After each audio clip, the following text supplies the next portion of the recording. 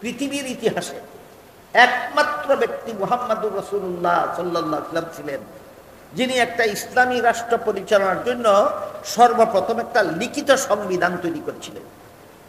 এই পৃথিবীর ইতিহাসে মুহাম্মদুর রাসূলুল্লাহর আগে কোনো রাজা বাদশাহ কোনো দেশের শাসন ব্যবস্থার জন্য লিখিত কোনো সংবিধান তৈরি করেনি।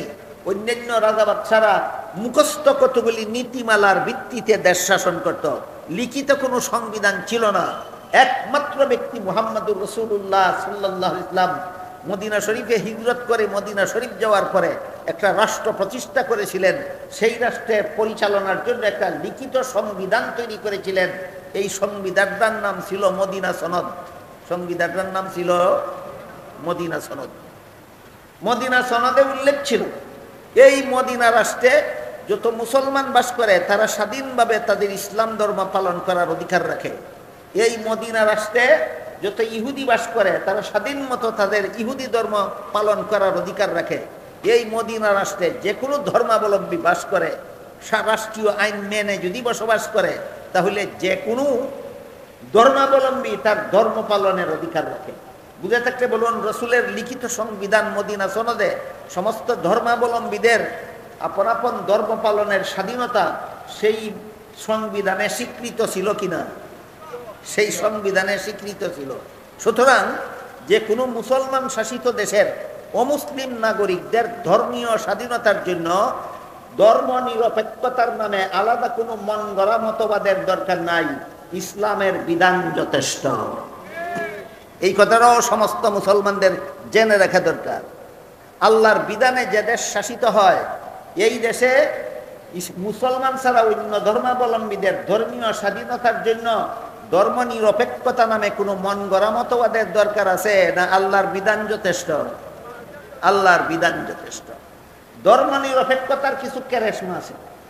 ধর্ম নিরপেক্ষতার ক্যারেশমা হইল ধর্ম যার যার। ব্যক্তিগত জীবনে তুমি ধর্ম পালন করো, রাষ্ট্র তোমাকে বাধা দিবে না। ব্যক্তিগত জীবনে তুমি যে কোনো ধর্ম পালন করো, রাষ্ট্র তোমাকে বাধা দিবে না, অন্য কোনো ধর্মাবলম্বীও তোমাকে বাধা দিবে না। কিন্তু রাষ্ট্র পরিচালনার বেলায় ধর্ম যথেষ্ট নয়। এটা হইল ধর্ম নিরপেক্ষতা, ধর্ম নিরপেক্ষ মতবাদের একটা ইসলাম বিরোধী ধারা। ধর্ম নিরপেক্ষ মতবাদের একটা ইসলাম বিরোধী ধারা। ধর্ম ব্যক্তিগত, ধর্মীয় বিধানে ব্যক্তিগত জীবন চলবে, ধর্মীয় বিধানে রাষ্ট্র চলবে না। এটা ধর্ম নিরপেক্ষতাবাদের একটা ধারা। বুঝে থাকলে বলুন, এই ধারাটা ইসলাম সাপেক্ষ না ইসলাম বিরোধী? ইসলাম বিরোধী। কেন ইসলাম বিরোধী নামের একটা মতবাদ মুসলমান সমাজে প্রতিষ্ঠা করতে যাবে? ইসলামের বিধানেই তো ভিন্ন ধর্মাবলম্বীদের ধর্ম পালনের স্বাধীনতা দেয়। কথা বুঝেন কিনা দেখেন? বলেন, ইসলামের বিধান মুসলমানদের দেশে অন্য ধর্মাবলম্বীদের ধর্ম পালনের স্বাধীনতা দেয় কিনা? এই ব্যাপারে হাদিস শরীফে রাসূল করিম সাল্লাল্লাহু আলাইহি ওয়াসাল্লাম বলেন, দিমাউহুম কাদিমাইকুম ওয়া আমওয়ালুহুম কাআমওয়ালিকুম। হে মুসলমানেরা, তোমাদের দেশে এই দেশের রাষ্ট্রীয় আইন মেনে যত ভিন্ন ধর্মাবলম্বী বসবাস করে তাদের প্রাণের মর্যাদা তোমাদের প্রাণের মর্যাদার সমান, তাদের সম্পদের মর্যাদা তোমাদের সম্পদের মর্যাদা সমান। ইসলামী আইনে শাসিত একটা দেশের মুসলমানের প্রাণের উপর আঘাত করার অধিকার যেমন অন্য কারো নাই, করলে সরকার এটার মোকাবেলা করবে। ঠিক